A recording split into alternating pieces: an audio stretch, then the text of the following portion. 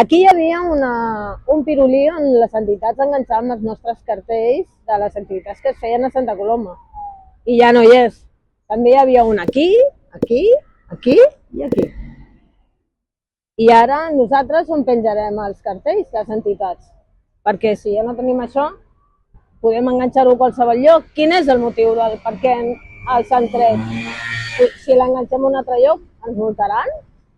I les promotores que enganxen els cartells o les entitats, aquests què? No seran multats com ha passat fins ara o què? Des de la CUP Gent de Gramenet entenem que la manca de pirulís, ara que els han tret, és un atac directe a les entitats i la seva tasca que fan aquí a la nostra ciutat. I això fa un ajuntament que pot controlar el que es publica als mitjans públics i amb la col·laboració de bastants mitjans, de la resta de mitjans que hi ha a Santa Coloma d'informació.